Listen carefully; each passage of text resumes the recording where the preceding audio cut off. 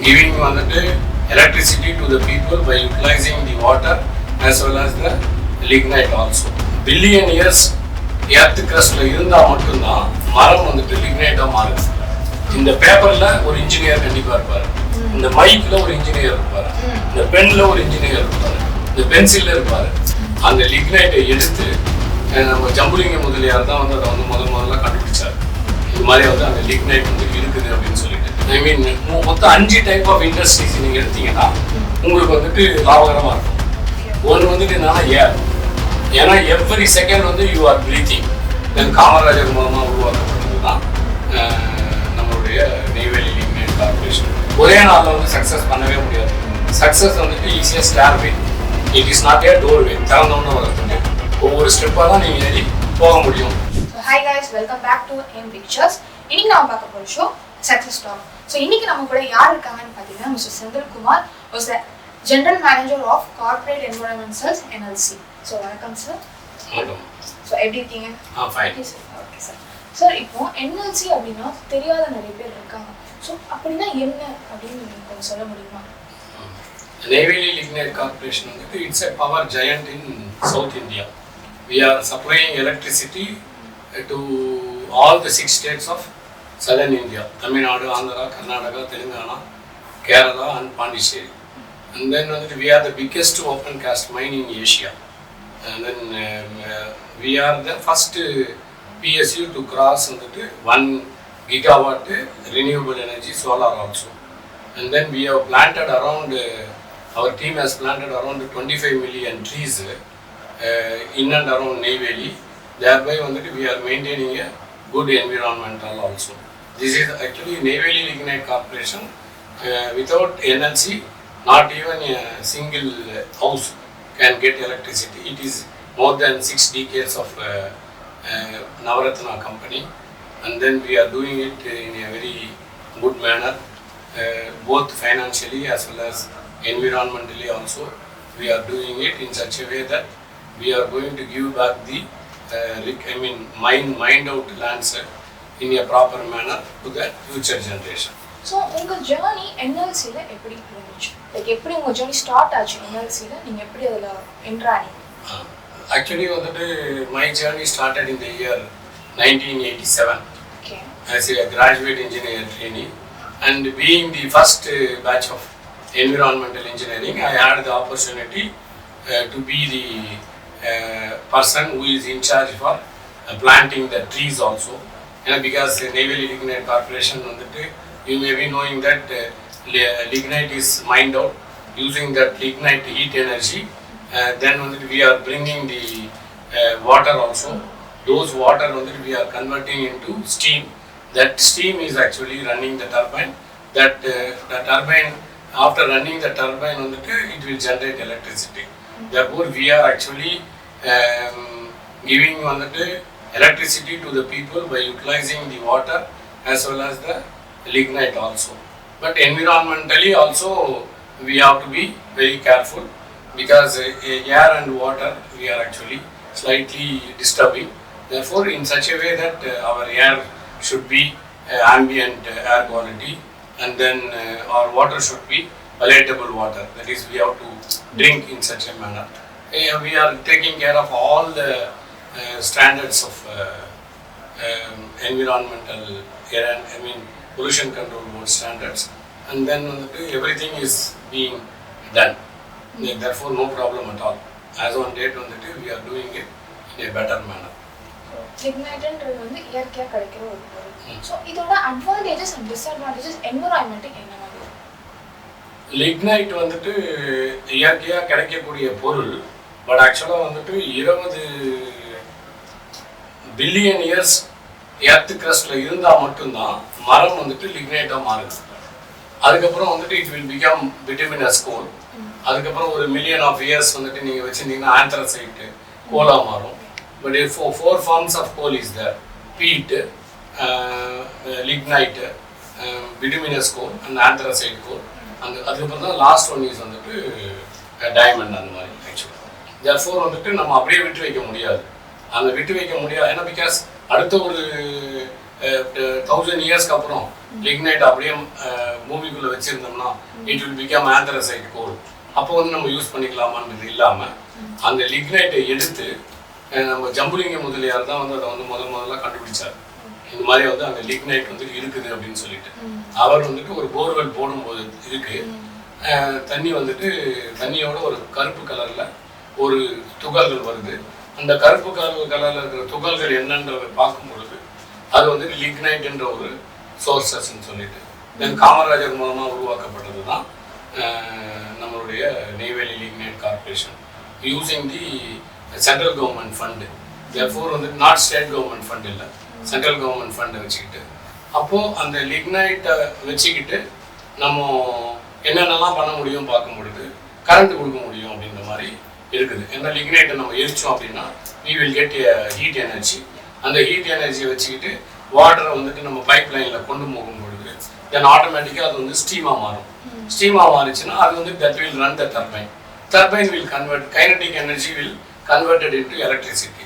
அதுக்கப்புறம் கிரிட்டில் நம்ம கனெக்ட் பண்ணோம்னா எல்லாருடைய வீட்டுக்கும் வந்துட்டு நீங்கள் கரண்ட் வந்துட்டு கிடைக்கும். கரண்ட் வந்துட்டு கொடுக்கக்கூடிய ஒரு மிகப்பெரிய ஒரு பொருளாக தமிழ்நாட்டிலையும் சரி, ஆந்திராவிலையும் சரி, தெலுங்கானாவிலையும் சரி, கர்நாடகாவிலையும் கேரளாவிலையும் பாண்டிச்சேரியிலையும் இல்லை இந்த லிக்னைட் என்ற பொருள் தான் இருக்குது. இந்த லிக்னைட் என்ற பொருள் இல்லை அப்படின்னா we have to go for some other source.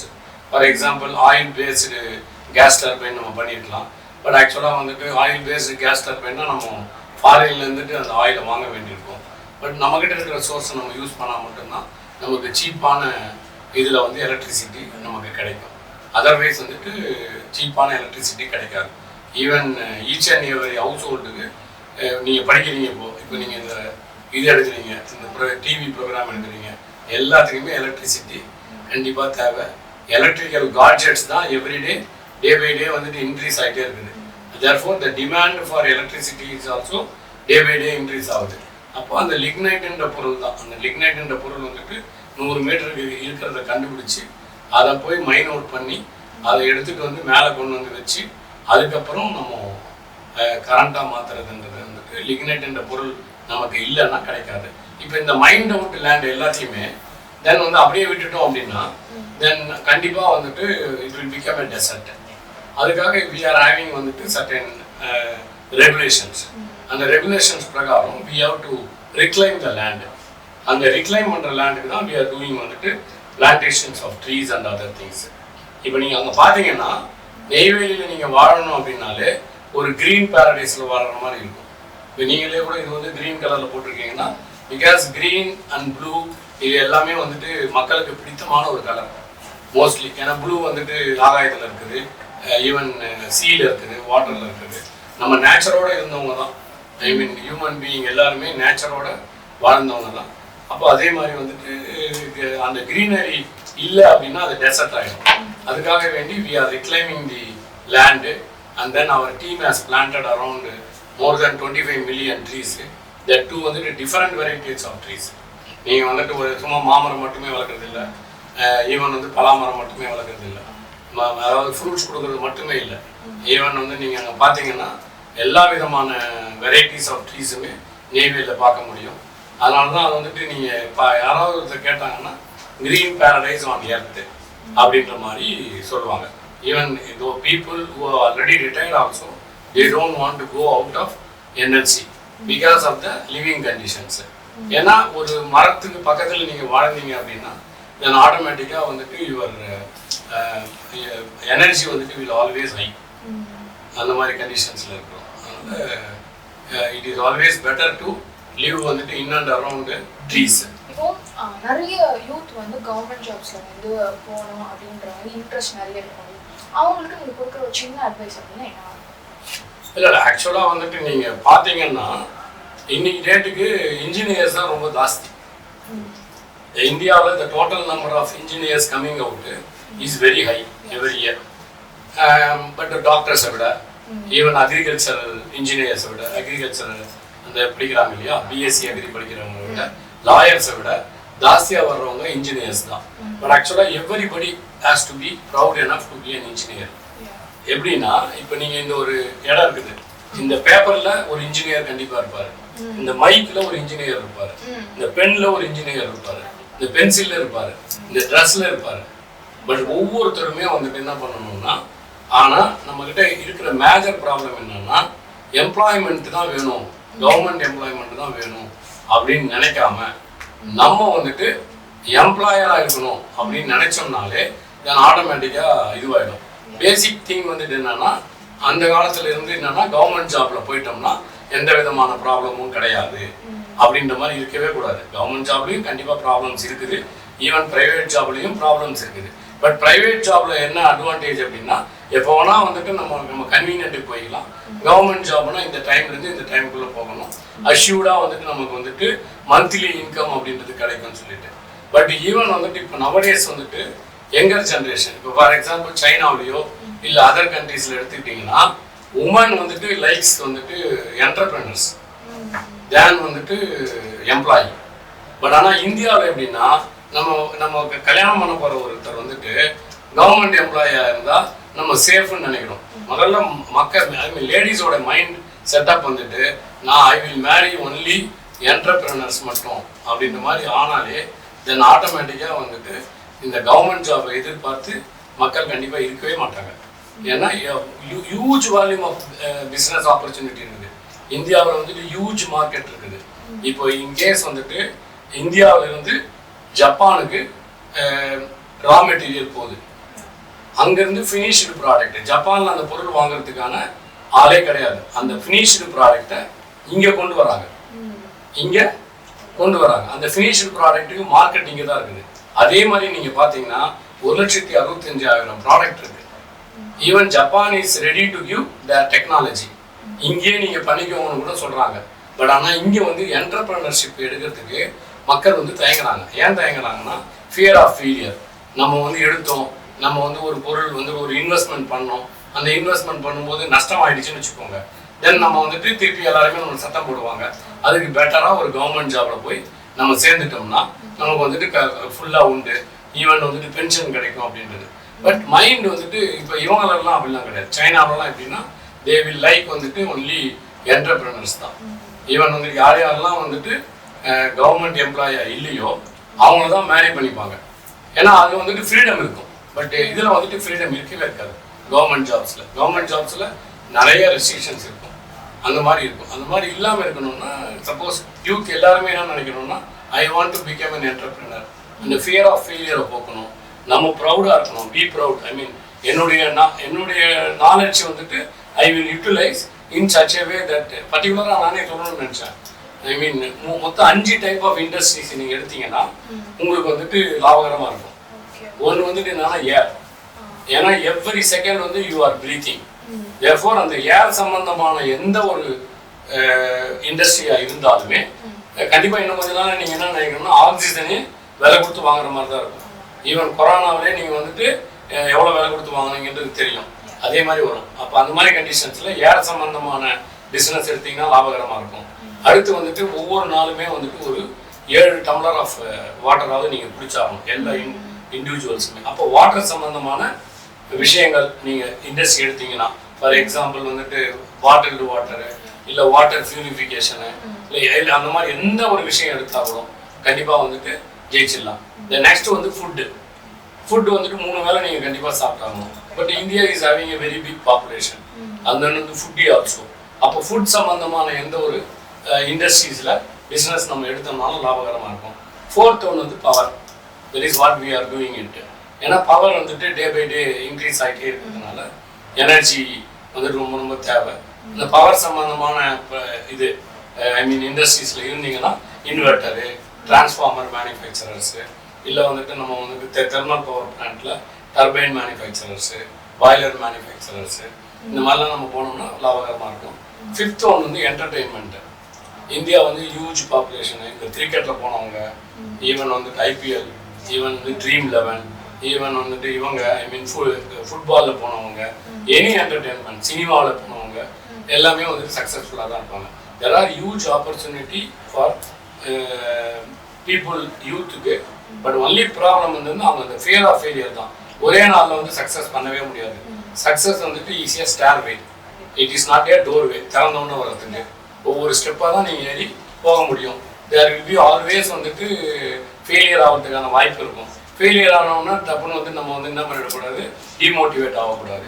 அப்படியே தொடர்ந்து நம்ம பயணித்துட்டே போனோம்னா நம்ம கோலை கண்டிப்பாக ரீச் பண்ண முடியும்.